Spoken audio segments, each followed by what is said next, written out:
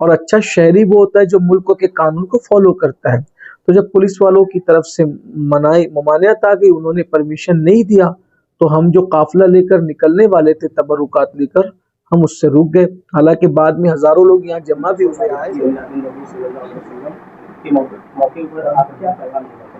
بسم اللہ الرحمن الرحیم، الصلاۃ والسلام علیک یا سیدی یا رسول اللہ وعلی آلک و اصحابک یا حبیب اللہ صلی اللہ تعالی علیہ وسلم۔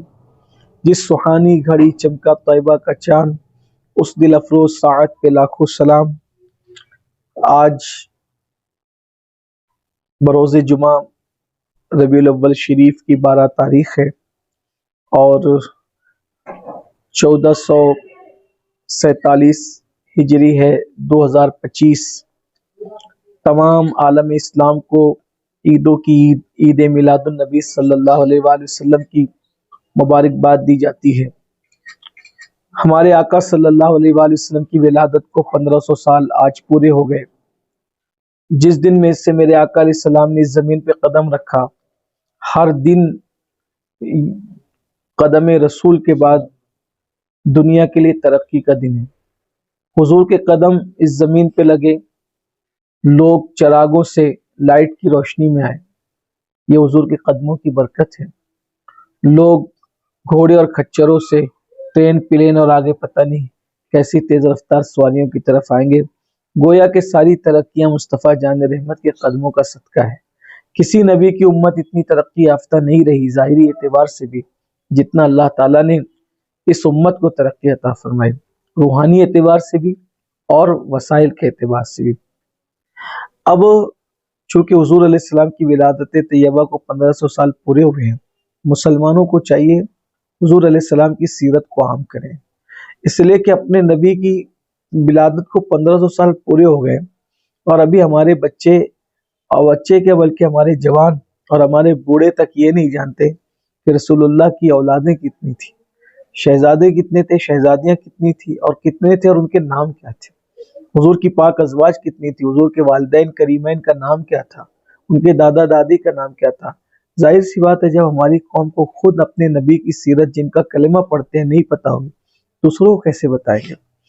اگر ہم نے سیرت مصطفیٰ پہ محنت کی ہوتی اور بلکہ اگر کر لیں چند سال، تو میں سمجھتا ہوں کہ غیر مسلم دنیا میں جتنی غلط فہمیاں پھیلی ہوئی ہے، اگر بہت سے لوگ جن کی قسمت میں ایمان نہیں ہے وہ کلمہ نہ پڑھیں، لیکن کم سے کم غلط فہمیوں کا خاتمہ تو ہوگا، کیونکہ ہمارے آقا صلی اللہ علیہ وآلہ وسلم کی ذات ایسی ذات ہے، جب ہم ان کی سیرت پڑھتے ہیں تو کیا ہستی ہے جس نے جانوروں کے تک حق بتائے، جس نے عورتوں کے حقوق بتائے، جس نے مزدوروں کے حقوق بتائے، حتیٰ کہ جس نے کچے پھلوں کے بھی حقوق بتائے۔ اللہ کے رسول علیہ السلام کی عادت کریمہ تھی، جب جنگ پر کوئی جانے والا جاتا تو فرماتے خبردار بوڑھوں پہ ہاتھ نہ اٹھانا، بچوں پہ ہاتھ نہ اٹھانا، عورتوں پہ ہاتھ نہ اٹھانا، کسی کی مذہبی عبادت گاہ کو مت توڑنا، اور فرمایا کسی ایسے بندے پر بھی ہاتھ مت اٹھانا جو تم پر ہاتھ نہ اٹھائے، اور فرمایا لوگوں کے درختوں کو نہ کاٹنا، کچے پھلوں کو نہ توڑنا۔ کچے پھل توڑنے سے بھی منع فرمایا، جس رسول نے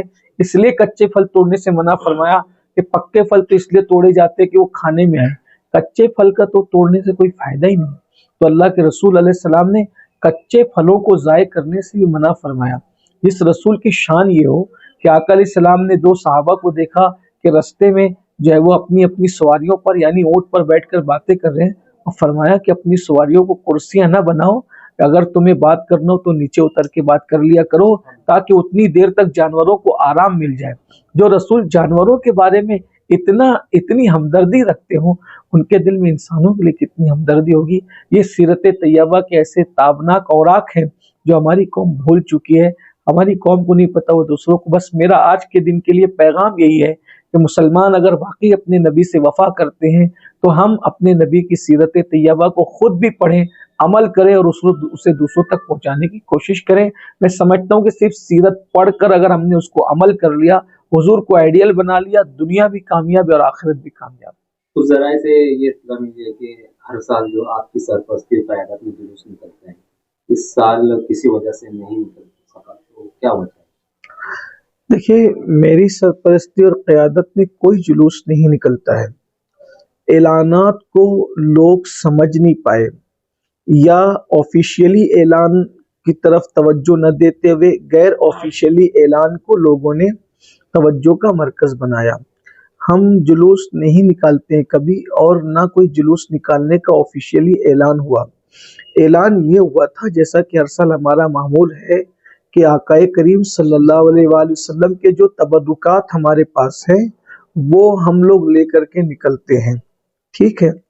تو ہم اس کو جو ہے وہ قافلے کا نام دیتے ہیں، اور قافلے کے ساتھ وہ تبرکات کے ساتھ ہم نکلتے ہیں۔ جو آنے والے ہوتے ہیں وہ ہمارے ساتھ ہو جاتے ہیں۔ اب کبھی وہ آنے والوں کی تعداد 500 بھی ہوتی ہے، کبھی 2000 بھی ہو جاتی ہے، 5000 بھی ہو جاتی ہے۔ تو اس مرتبہ ایسے ہی ہوا کہ تبرکات کا قافلہ لے کر نکلنے کا، اور قاضی شرف الدین ہال میں وہ اس کی زیارت کرانے، اور ساتھ ہی ساتھ میلاد مصطفیٰ کانفرنس میں اس قافلے کے تبدیل ہونے کا اعلان کیا گیا تھا۔